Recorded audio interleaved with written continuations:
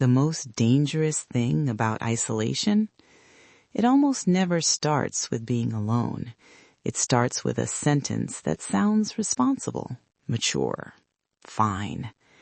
I'm okay, just tired. And the scary part is, everyone believes you, including you, because you're still functioning. You still get up, you still go to work, you still answer good when someone asks how you're doing. You still laugh at the right moments. You still show up, technically. So nobody sees it, how you're slowly slipping out of your own life like a photo fading in the sun, so gradually that one day you look at it and realize you can't make out the face anymore. This isn't a talk for the person who has already hit rock bottom, not for the person who can't get out of bed. This is for the person who does get out of bed, but it takes a little more effort than it used to, and each day you notice the effort costs more. For the person who is social on paper, but emotionally you've gone out of service. This isn't a diagnosis, it's recognition. And if you recognize yourself in what I'm about to say, that doesn't mean something is wrong with you. It means you're noticing the early signals, and noticing, quietly, honestly, is already a form of self-care. So let's talk about it. Here are 7 warning signs that you may be starting to isolate, not dramatically, not loudly, but in the way people disappear while still standing in the room. Number 1, you stop calling people back. It always looks harmless at first. A message sits there. A missed call stays missed. You think, I'll reply later. I just can't right now. But here's what's true. It's not that you don't care. It's that contact starts to feel like it costs something you don't have. Not time, not interest. Fuel. I once read a line from someone describing a depressive stretch that didn't sound like depression at all. It sounded like technology. I didn't lose my friends. I just became unavailable. Unavailable. Not angry, not bitter, not dramatic. Just like a phone in low power mode. Everything non-essential shuts down, and eventually connection starts feeling non-essential, even when it's the thing keeping you alive. Number 2, a simple trip to the store feels exhausting. One day you catch yourself thinking something that surprises you. I wish I didn't have to leave the house today. Not because you're afraid, because it's too many steps. You have to get dressed, find your keys, walk out, make choices, stand in line, say hello. And each one of those steps feels like a separate item in a checklist you never agreed to, but you're required to complete just to be a normal person. That's a marker. It means you're not living, you're rationing. You're distributing your remaining energy like it's the last day before payday. Number 3, you'd rather skip a meal than cook. This one hides behind, I'm just not hungry.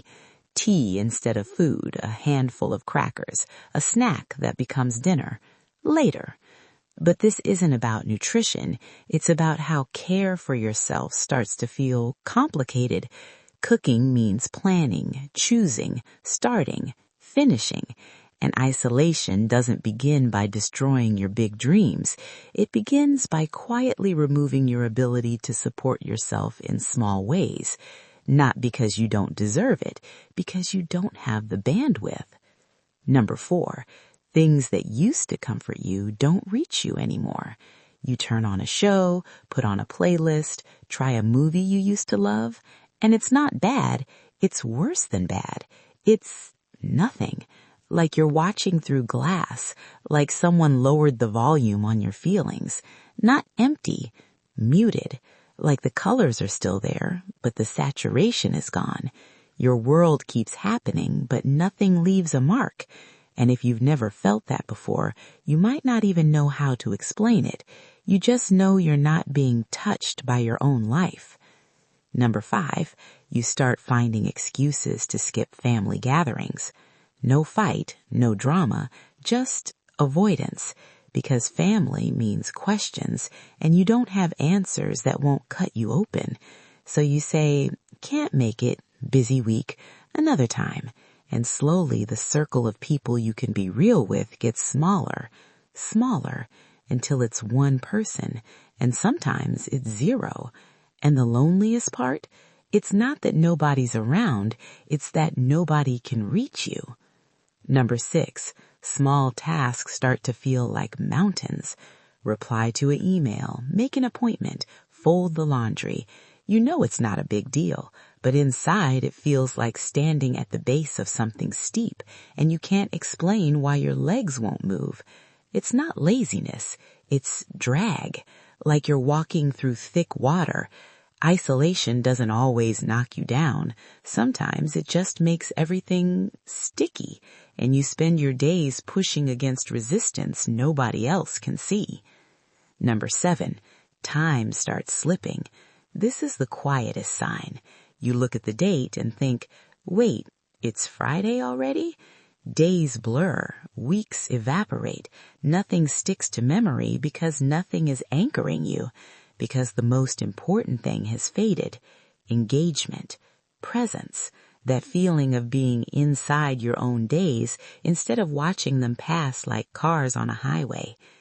So what do you do with this? If you heard yourself in any of this, here's what I want you to understand. It doesn't mean you're weak. It means you've been carrying too much alone for too long. We're taught that strength is independence, that strong people handle it privately. But every living system survives through connection, not through toughing it out. And here's the part that matters most. Asking for help isn't weakness. It's the bravest step back into your life. And it doesn't have to start with therapy. It doesn't have to be a big confession. Sometimes it starts with one message, one sentence, no performance. Hey, I'm having a hard time lately. Can we talk? I don't even need solutions. I just need a person. That message is not a burden. It's a lifeline. And if you're hearing this right now, if something in you is nodding quietly, even if you don't want to admit it, then you're still here. And that is not nothing. That is everything.